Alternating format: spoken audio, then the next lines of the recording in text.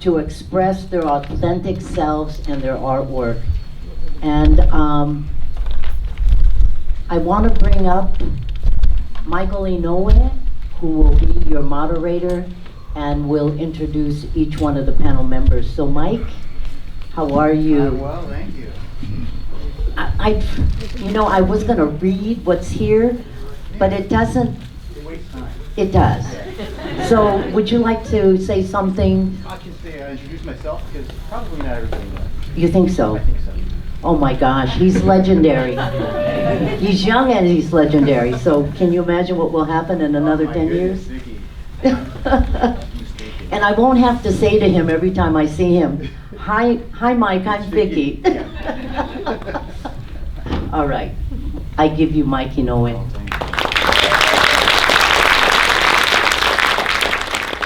No more awkward an introduction has ever been given because I have Vicky Takeda saying that I am a legend, that I am young and you're mistaken in both. That's the young legend right over there. Ladies and gentlemen, Vicky Takeda.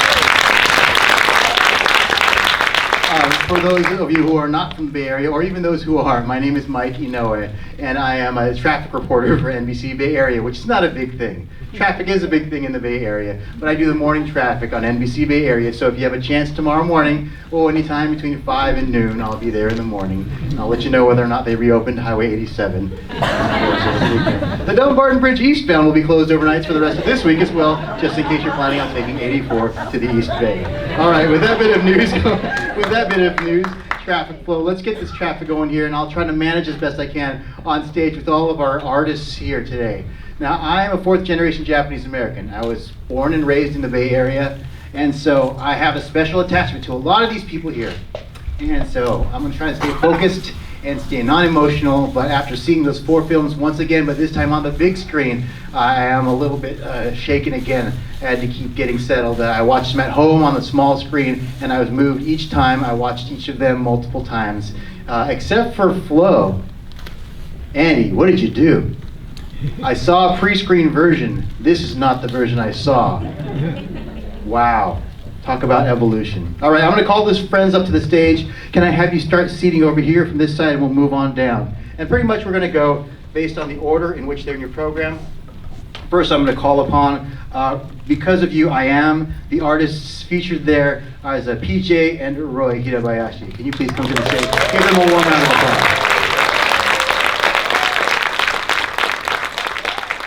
That was the first one about the Taiko duo who have brought so much more than music to the Bay Area. There you go.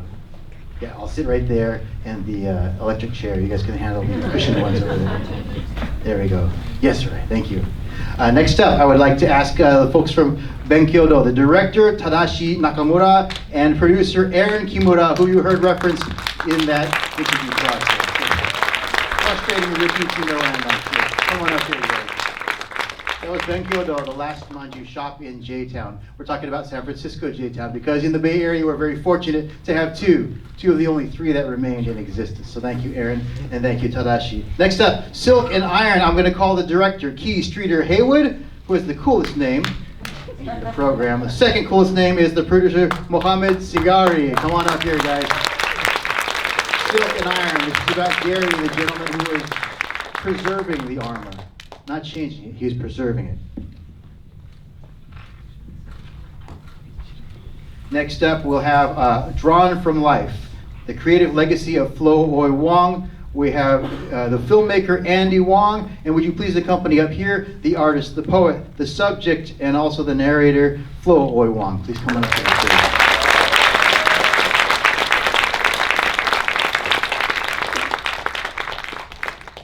I apologize, Flo. After watching that interview, I didn't know the portion about your pain. Come on up here. I'm going to buy you time. I'm going to vamp. Because in the movie you talked about having to drag your leg, but you're doing very well right now. So look at that. Hard work, perseverance. Already we see that what that does for us over here as she makes her way to the stage. My sister-in-law she does art therapy at a chronic pain clinic. So we know all about the value of art with regard to how it heals and helps deal with things. So wonderful, wonderful. Come on up here. And not on the website, but in your program, we do have the last feature you saw. It's called Becoming Yamazushi. George Yamazawa was the director for that, and he wasn't going to be able to be here. But ladies and gentlemen, through great effort on his part, and no small effort on the part of the Silicon Valley Asian Pacific Film Festival as well, I welcome to this auditorium, as surprise panelist, Mr. George Yamazawa.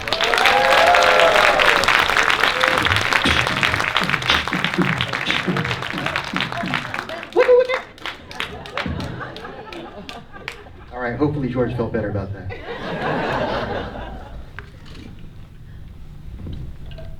All right, one more time, a big round of applause for our entire panel here. And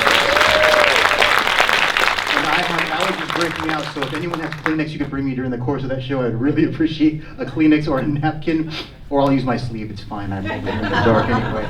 Now, ladies and gentlemen, for our panels, we have a varied group of people here. We have the artists who are featured, we have directors, we have producers, we have overall filmmakers who've been doing all of those roles themselves as well. So I'm going to ask you a general question, and then we're going to break off a little bit into more specifics. General question to all of you, though, is my question of, in your featured roles within these films, some are subjects and some are featuring the subjects. As these folks are here today and they watched your film, what was your goal? What did you want them to take from this viewing? And it's going to be a tough one to put into a nutshell. While you guys think, I'm going to preface this conversation. We have all of these films, all of these filmmakers, subjects, and artists, and we have, I know I'm talking, we have just a few minutes to get through this whole thing, including audience questions. I want to get to those. So we're going to encourage the questions to be thought of and asked quickly, and we're going to ask our panel to, no insult intended, to be concise with your answers if you can. It's tough sometimes. If we have any takers, yes, Eryn, go ahead. Yeah, so I would say the main takeaway is just this generational shift that we're experiencing. This is a really special time and place. BENKYODO and their closing, it marks a huge shift in our sansei folks and our nisei folks growing older, and then our yonsei, gosei kind of coming of age. So just bearing witness to that. And that's representing BENKYODO. Go ahead, Tadashi. Well, I just wanted to, thanks for having us, but I think our goal is kind of what I'm feeling right now.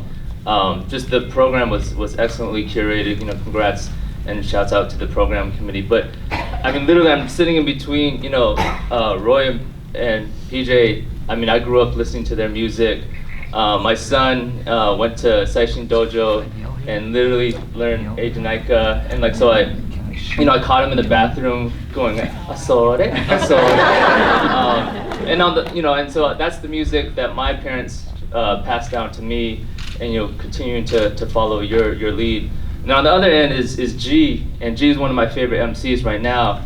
And he's so I'm now the parent pushing his music onto my kids, and so my 3-year-old, bobs her head to G's music, and I think it's just, again, what Eryn said, it's just generational flow, just, very, very, I think we both wanted to show our gratitude to the elders and to, to the Issei, Nisei, and Sansei, at the same time have a big question to the Yonsei and Gosei of how are we going to continue this? Okay. Key. This is Key. Yeah. Hi. Director. Real close. I think that for ours, it's pretty well stated out that it seems like everybody here there's a very common theme of embracing history and preserving it. And I think that through our piece with Gary, he talks about acknowledging the nicks and dings in a physical piece, like a physical object. But I think that also can be really applied to just history in general. It's don't be afraid of actually remembering and calling out those little things that might be uncomfortable to remember from the past, but actually embrace them, and also don't, especially no need to redo it or try to paint it out into something more clean. Just let it be what it is. And I think that's kind of what we were trying to hope to get out of that. Literally, he was saying we don't cover it up or it would be lost. Outstanding. Any other takers? Yeah, and just to continue off of... this is Mohammad Sigari. A cool logo on the screen.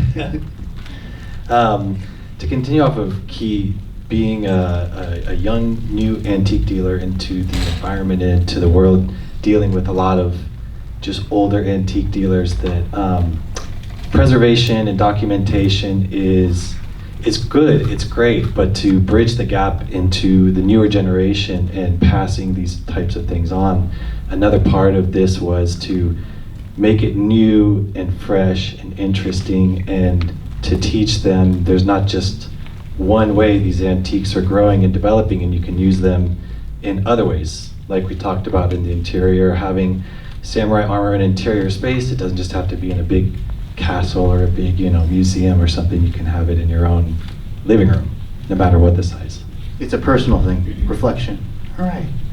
Andy or Flo? Hi, I'm known as a Chonghei Paul, a long-steam woman. So what I'm going to do, I'm going to ask you to hold as well, I guess. What I'm going to do is read to you over and over. I tell my courage, I need you again, over and over. I tell my compassion, I need you again, over and over. I tell my self-love, I need you again, over and over. I tell my light within, I need you again. So it is in practice of living.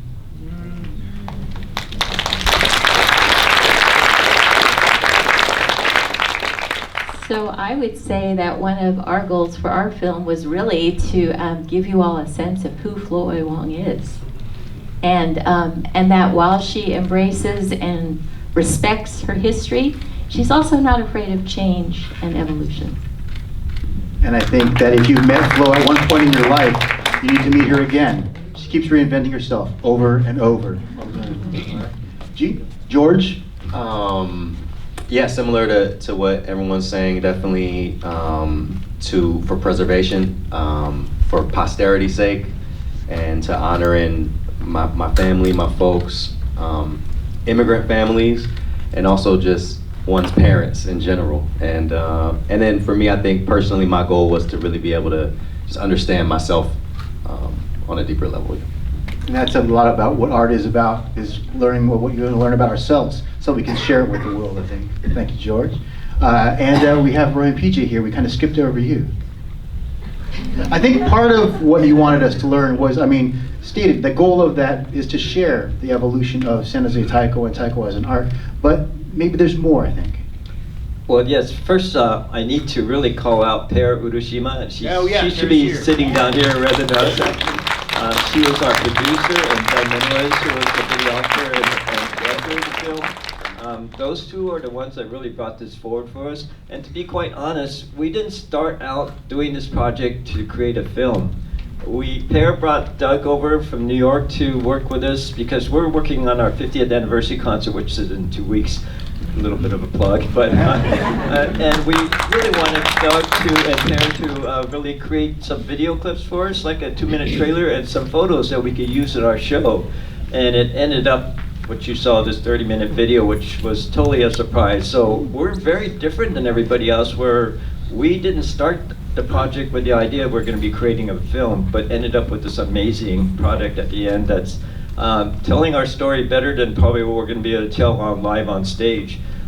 So I think everyone has really kind of stated why we're trying to do this is really to tell our 50 years of playing taiko, why we started, and more importantly, what we're kind of concerned about what's next or what's happening.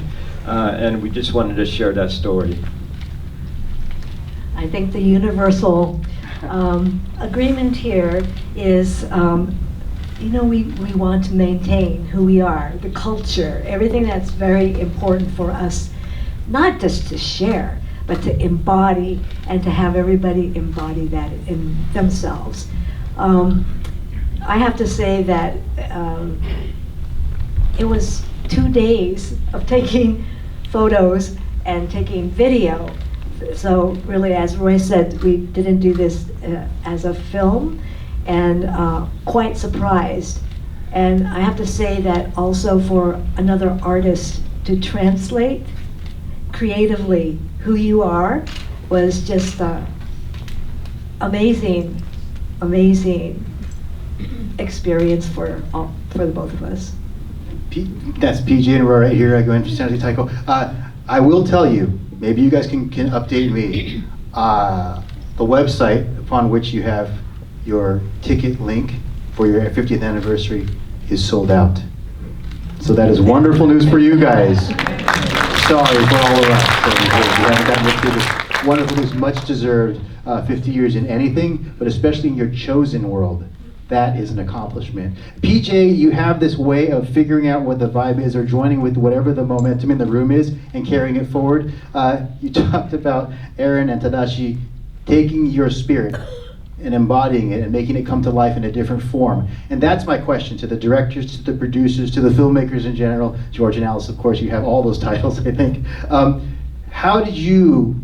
What measures did you take? Tell me something about how you preserved the integrity and the message that you wanted to share while making your own piece of art representing the artists that you featured. That was a lot of words. I apologize. It's a good question. Oh, thank you. You can think on that if you want. We can come back to that. You want to come back to it? Sure, I'll give it a try. I think for our piece, it was very focused on him as a person, right? Like, the interesting part about it is that you immediately are attracted to the idea of doing something on samurai armor. I mean, everyone knows about that. Oh, absolutely. And it's just something that you immediately want to maybe either see a picture of or learn more about. But then you realize that he actually comes at it from a sort of a different approach. He got into this not through any academic means or even like a museum collector.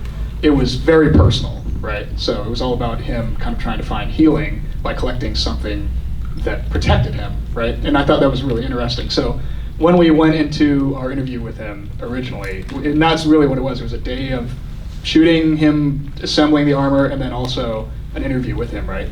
It was kind of something that you find out organically on set, that it's really just about trying to make sure that you're doing justice to this person as best you can without trying to be too, just let them talk, let them like share their story, and if they can get personal like he did, really kind of emphasize that, but maybe don't dive too deep into it, right? So like it was very lightly touched upon for us in our film, but it was, I think the reason that I was so interested in the story is that he had that approach to it. It was very different from anybody else.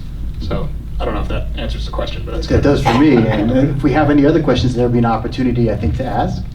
Other comment, Andy, G, and you guys have very different angles on the subjects as well. Flo is, she's such an interesting artist in that she really believes in open focus art making, which means that you kind of just open yourselves up to whatever is going to happen. And so it really felt like our film needed to do that on some level. Also, this could have been a film about her storied career, which a lot of people know, but it just felt really important to go back to her very first work and to kind of think about her journey in that way.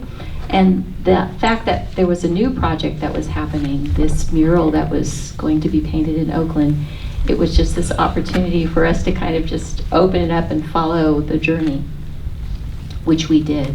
And that was, I think, the way our project came about. So both of your projects had the seed of an interesting person, and then you sort of just opened it up, a little water, a little sunshine, and let that grow to what it became. Actually, in all those cases, a couple of days shoots kind of, wow, okay, that's amazing. Gee, I'm gonna interrupt you for a second, because I do know, obviously, George did the documentary about Yamazushi, which is your family restaurant, right? Your parents, those are his parents.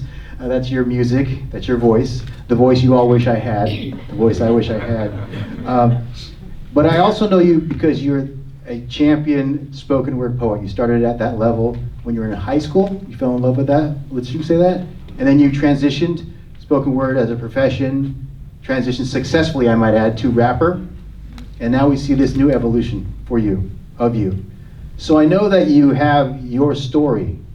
So your angle might be different, I'm wondering, if it is, because you have your version of this story, but you tried to tell your parents' version as well. So was there any difficulty with that? Yes and no. It just being a new field and realm of art, like I'm used to being in front of the camera. And this project kind of came about during the pandemic. And so it was just this unprecedented, really uncertain time. But I had a lot of time. So it also kind of afforded me this opportunity to get to try to work on something in a different way. But yes, filmmaking is lonely. I don't know if y'all felt like, or maybe it was just the pandemic, but it's just such a different process. But I think that if it weren't for it being, about my folks and something that means so much to me, that I wouldn't have been able to take it as seriously as I did. And so, it was a really fulfilling process for sure.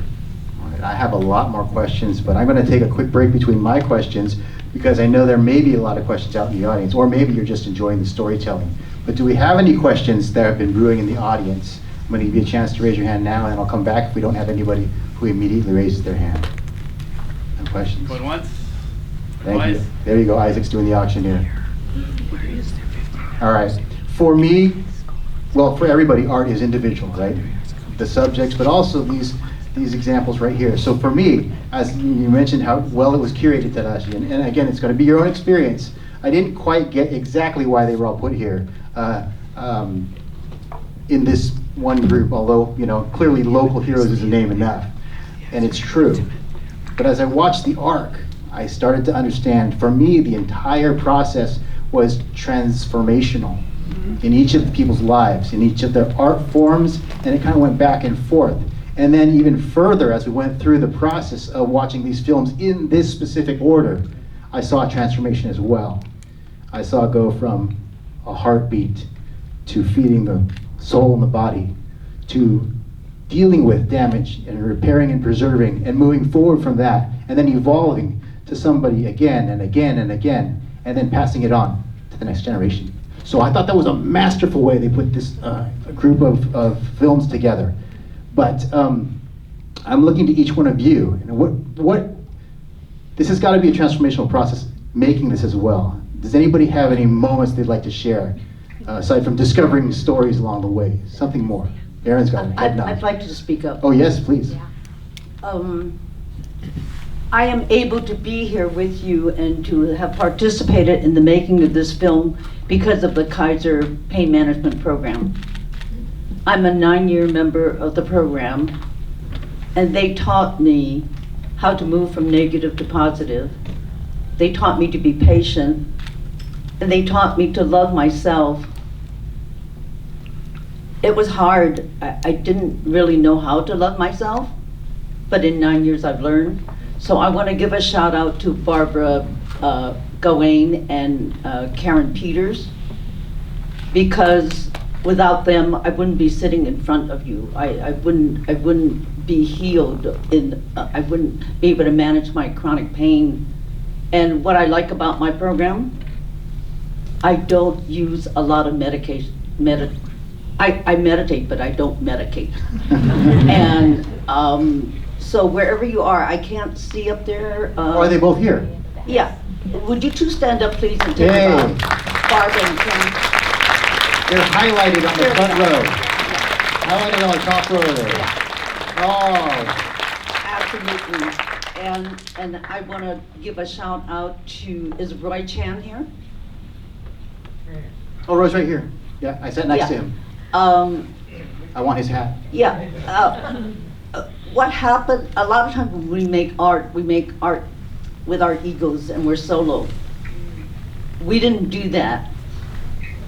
We're not interested in egos.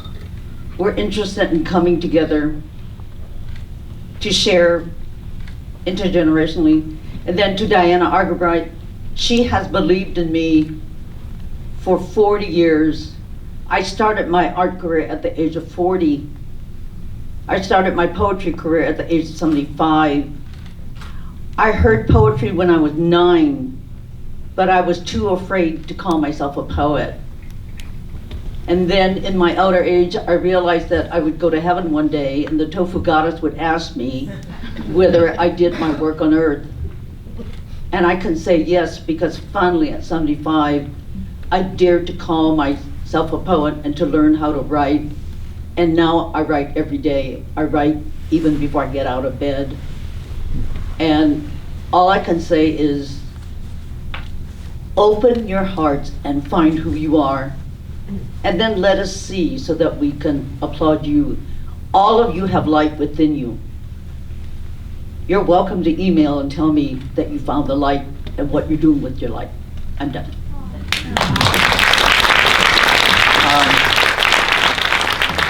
You're not done, period. All right, we'll look forward to your next works. Eryn, you had something you wanted to share with Yeah, us. I just want to say, I had the opportunity to meet Flo outside of Glen Park BART Station 10 years ago, coming out of Asian American Studies. Yeah. And to meet Flo, I was like, it's Flo the God. Yeah. And you also hit me with some bars, so thank you again for blessing us with your energy. Something that I just wanted to name across this program, and again, thank you to the programming team for having all of these films here, for having us all here. Is this, in Japanese, it's the shokunin, it's like the master craftsman. It's almost like the folks who are just so dedicated to the craft and the work. But I would also say folks who are so present within themselves, present in this time and place. I think so often, I mean, we're in late stage racial capitalism, y'all. We're just constantly bombarded with the next thing, and we're hustling and we're moving. And yet there's some important humans out here, and there's important moments that we never really get the chance to sit with and reflect upon. And what I think with all these films here is that everyone that was profiled, or every moment that was profiled, there's a deep reverence for one another, for this experience, for their craftsmanship, for their artistry. And that's also what I feel like BENKYODO and Rick and Bobby Okamura are as well.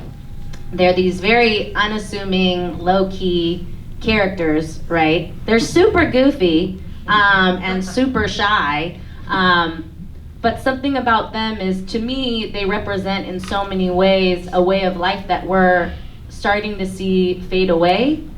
Maybe not necessarily fade away, but not being revered. Because yeah, they're not out here selling, you know, $5 or maybe, like $10 manjus to get that Michelin star. They're here just to serve the community, to spread joy, to make sure the Buddhist Church Bazaar has enough manju just for the elders to enjoy and have a good time. They're there for the community spirit. And so it was important for us to transmit that message. We're standing on the shoulder of giants, seriously, and we get to sit next to them.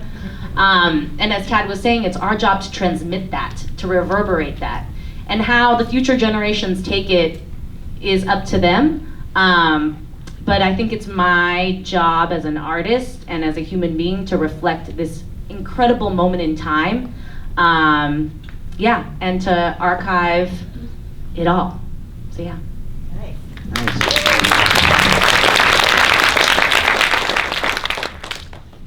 I want to give a shout out.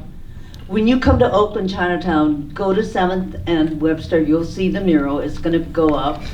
And I want my brother Bill. Bill, are you sitting there? I want to.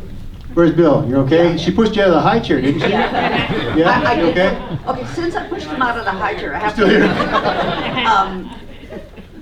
to. In March of 2024, his book, Sons of Chinatown, will be published by Temple University.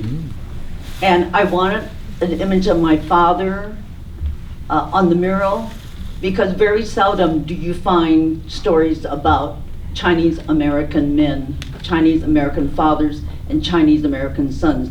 So good luck, Bill. I gave you the push. Twice I pushed you out of the high chair and I pushed you up.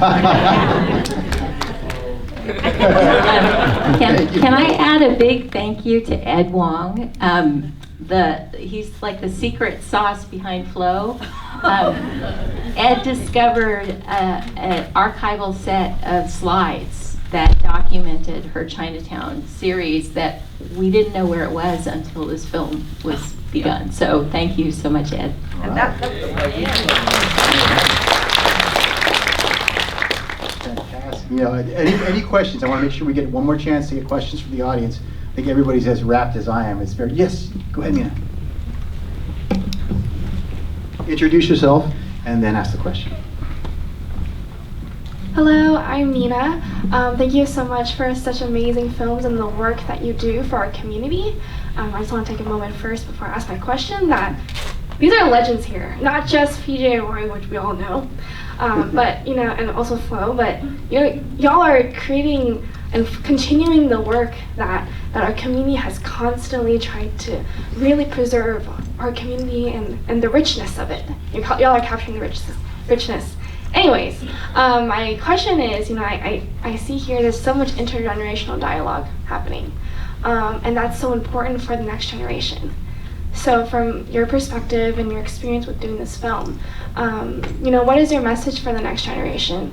And kind of a little bit deeper with that, for Asian American kids right now, who are processing and experiencing, what's going on right now. What is your message for them? Thank you. I can start off. One thing that I was processing as I was working on my film was the aspect of in BENKYODO when he's talking about his children not taking on what he's doing, and my folks are the same way in terms of they just knew I didn't even like sushi as a kid. It was like, this guy's definitely not going to continue the restaurant. But so something that I confronted and began to appreciate more and realize as I was working on my piece was that even though we may not take on what it is that they were doing, we still are taking on who they are and why they are. And so it's the same in essence. And I think that that's something special that we have an opportunity to do as the next generation. So, yeah. I think, I would say to young folks, you're gonna get old quick. Like I was that old I was the youth, and it didn't seem that long ago. And I think watching the film, I think now being in my 40s, looking at PJ and Roy, those old photos, it was like you guys are probably my age or younger, right? And I think, I felt like I was the youngest person in the room for a long time. Felt like I was the youngest person, at film festivals. So on one hand, I would say like, the youth and the energy that you have now, that's something special that I don't have anymore. And I didn't necessarily know it was going to go so fast. And I would say really maximize that perspective, maximize that energy, maximize that leverage. But at the same time, when you come into struggle, know that it's just a trip to like all the things that I'm going through now. I can see those old photos of them, like they went through it too, and so I think to remember that you have a community that can carry, talk. We won't tell you what to do, but we'll answer questions when you have them, and we're here to support you and lift you up to what you want to do in your way. But I think that my whole thing now is it doesn't last that long. And actually, you're gonna be 40-year-old and have a midlife crisis like me, like unless you're Flo, then you keep extending it. Oh, I got another one. Oh, I got a new leg. Here we go. When I had my midlife crises, I did not have an affair. I just went to school to learn how to draw. I don't. Nudes. And I don't have a degree in art. I don't have I have a degree in English, but I ran away from words because I was afraid of them. So it's okay to be afraid, but practice being unafraid. Can I give a shout out to my son Chris Wong in the back? Thank you, Chris, for helping with the film. Hey, Chris, good job. We like the intergenerational film. You have any more popcorn? Because that's a huge tub. We'll share with you later. It's good. Feed a village. I was gonna say, I think on top of the educational aspect, like being able to show how you can reconnect with maybe your own heritage, especially coming from the AAPI perspective. I think it's important just the very act of creating these stories and pointing the lens at things like this, because that in itself, especially when you see it on something like this, like a big screen, is what we need more of. Just like to show that these are worth the attention, right? I think for young people too, especially, who are so influenced by all the media they see, just inundating it with stories like this and showing that somebody did take the time to actually tell this person's story or show this point of view is very valuable unto itself. So that's kind of, I think, one of the benefits of just throwing events like this, for sure. When I became a parent, I realized that my children really did not belong to me, and this is going to sound rather radical, but what happened was that I knew that they were gifts to me, to come through me. And after they came through me, they had their own lives. I had no right to tell them what to do or how to do or anything else. And I taught them to ask questions very early when they were children. And I was so surprised. They turned around and asked me the questions. And I didn't want to answer them. But ask questions all the time. You know, if your son or you didn't get a B+, why didn't you get the A-? Give that up. Don't bug them about that. Just let them go and find out what life is all about. You know, it's really worthwhile, because they'll come back to you when they want to, not because they were forced to come because it was your birthday or something else.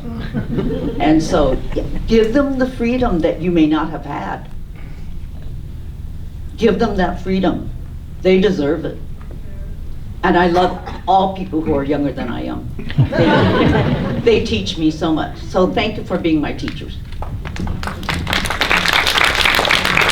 Just really quick, off of what Flo was just talking about, one of the very quick, interesting things that I run into when I'm out, when I'm meeting with clients or when I'm meeting new people and they're looking at things, is this generational people that are older than me that are telling me how to do certain things and how things should be displayed and what things are and what they should be. Let's give it context, Mohammad. You have the antique shop. As far as the antique shop, yes, correct.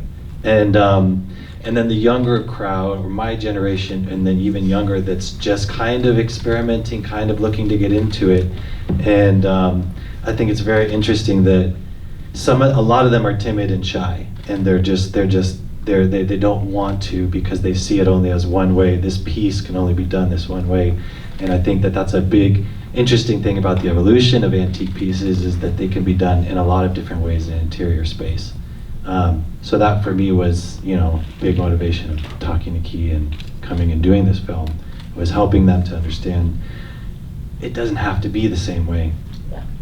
I think Roy and PJ, we'll get the microphone over to you guys, because I hope I'm not stealing what you're going to say, but in this piece, you guys have talked about this, and also I saw your presentation over in DC. They have a video in the Library of Congress. It's an hour long, talking about your philosophy, you did this taiko performance, and in that piece you also talked about how we honor where taiko comes from, but we honor where taiko is played, and you can't help but put yourself into it, right? That's what art is.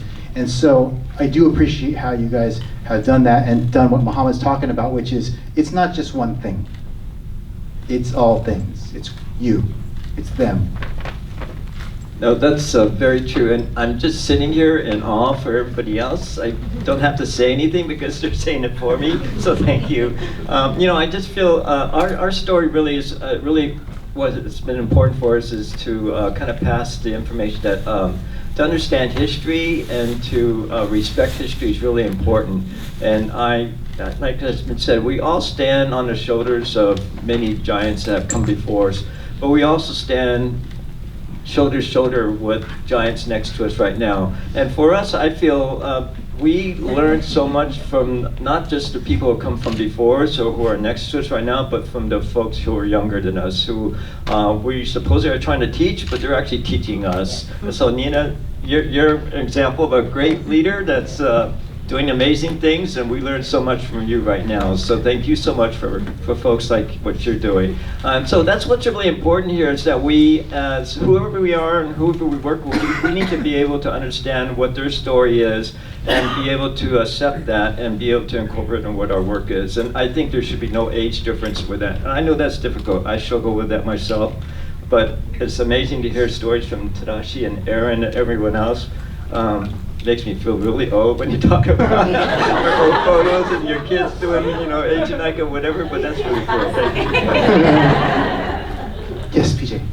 So speaking to young people, I think the main thing is that we all are conditioned, and we don't realize that we do have freedom, that we are capable of being our expansive selves. So find your greatest joy, and that's the message. I think PJ, if I may expand upon that, find your greatest joy and try to share it, or at least try to show it, right? Flo, you talked about how you were afraid of words, and then they become your greatest love. In my improvisational comedy group, we do exercises to free ourselves up, much like you do on stage for dancing, free up your movement, right? And we always tell the beginning students, whatever you're most afraid of will end up being your favorite thing to practice. You watch, because that's the barrier you have. I apologize, we have to wrap this up. And because I have the microphone and I'm standing, I'm going to speak last. But again, the art that was put upon this is really amazing. When we talk about what you guys, Roy and PJ, have brought to this, and how you spurred on this during the social movement, right? This became a vehicle, and again, I've heard both of you speak about how taiko is a voice, was a voice, continues to be a voice. It allows you access. That's what art does. And so last night, I was fortunate enough to be involved with the 60th anniversary of Ikenobo School of Ikebana, which is flower arranging. And the room was mixed with quite a diversity of people, just like it is here, I'm happy to see. And so what was once a Japanese form of flower arranging that no one had heard of and perhaps shunned because it was Japanese, because of the art form and the appreciation that it got, it becomes wider known throughout many more communities and across multiple states, which is what they're sharing. Roy, you talked about how you knew that taiko was going to be the voice. It could get you places and go places. And the same thing with food and with poetry. These art forms are things that people can appreciate separated from the group that they dislike for no apparent reason. And so once again, you are all bringing that. So even though, well, you guys, Roy and PJ, you have Wisa and Franco, who have actually a family too. So they've taken on the next generation at San Jose Taiko. So that is kind of an inheritance that has happened. But Ricky, Robbie, they released their kids from the commitment there. But we're sharing their story and how important it is. Flo, you're passing it on because you continue to have this rebirth of ways to share this with everybody. And G, you haven't taken over your family's restaurant, but you have passed on their legacy. So while Roy talks about the voice we found, you had, I gotta get the name of the piece right. Your piece was called Dining Room that I heard before, right? And this is a piece, a rap, and a video, and George highlights what it's like to be out of the dining room because his family said, don't go in the dining room. Flo, you talked about kitchen kids, right? You have to stay in the back because the parents are working in the front. And this is all a family that is very small, very intricate. But now we're talking about what do we pass on to the kids, the next generation. We may not be handing them off to our daughters and our sons, but we're handing it off to the world. And we have this thing that's got a bad rap, it's called social media. But let's just call it the World Wide Web, which is what we called it in the beginning. We have the ability to share all your films. And by the way, if you see a film that moves you today, which I think you did, share it with your friends because they can still get a pass online and they can watch these films from home for the same pass. They can watch them all week, and they can tell other friends and they can pass it on. And we can make this film festival live on for so many more people and have these stories passed on for so many people. And then we take that, and George, your family's legacy, the tradition will live on through your rap and your work and your music videos and your films, and Flo, through your artwork. We're gonna see it spread all over the city, the legacy that was once there, and that continues on with the roots that have been built based on the seeds that your family put there. And we have Key and Mohammed's story, where you talk about the preservation and the love that we have for the slash marks, the dance, and the horrible history that has become this beautiful work of art. Eryn and Tad, we have BENKYODO, whose history was there for 115 years, and still Shuedo is open in San Jose, Japan. But do preserve that, because that is hard work that the family put into there. And so Bobby has passed that along to you guys. And his kids, he's got a better life for them, which is what he wanted as well. And Roy and PJ, you have so many kids, so many offspring that you have created around the world. You talked about hundreds of other offshoot groups in so many different countries. And all you wanted to do was speak a few words of Taiko to a few people who would listen so that they wouldn't be so afraid. So thank you to everybody. Thank you, Mike. Thank you so much. And before you leave, I want to thank Mike properly here because of my insufficient introduction.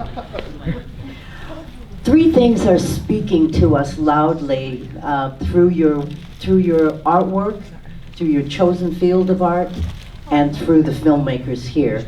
And that is commitment, relationship, and community. And so today, beginning with Hitohata this morning, which was phase 1, we honored a legend, again, a filmmaker, a founder, someone who helped to create space so these stories could be told. He not only did it once in LA, but he came back to San Jose and founded J-Town Film Festival.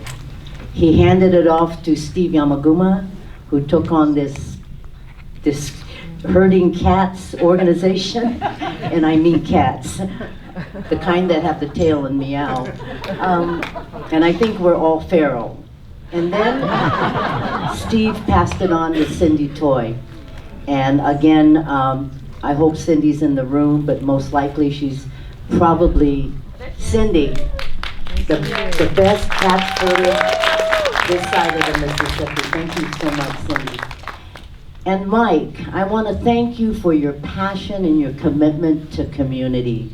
You relationship build with us and you never say no, or if your schedule allows. So I thank you so much for your passion, your commitment, and your ability to always support our community.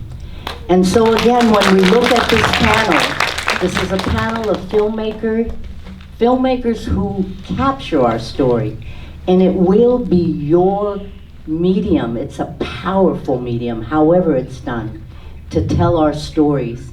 And it's places like what Dwayne Kubo has created with VC Communications in LA, and what Silicon Valley Asian Pacific Film Festival has done.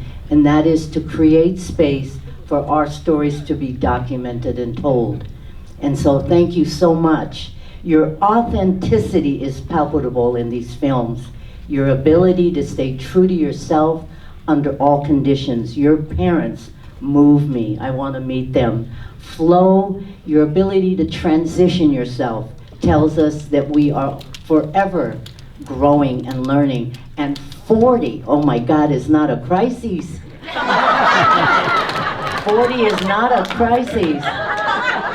I want to talk to you outside about 50, 60, 70. But I'll tell you what, it's freeing when you start climbing the mountain. It really is. Your load gets lighter and you see things much clearer. But I want to thank you in the audience for staying with us today. And we have a message for you, and that message is, we have a bonus film that's coming up, and it's in your program, and it's called Every Day After. It won the Best Documentary Shorts at the International Short Film Festival that was held recently at Santana Row, and it's going to be an Oscar contender as well. And so for those of you who stay, we're going to give you a little surprise. We're going to give you a pass to see our online selection of shorts, which of many of these will be featured. So if you'll stay with us, that will be your gift from us. So thank you so much for supporting us, for supporting our legends, and for all the filmmakers that are gonna tell our stories, and you'll be able to see yourself, and you'll say, one day, that's my story. Thank you so much.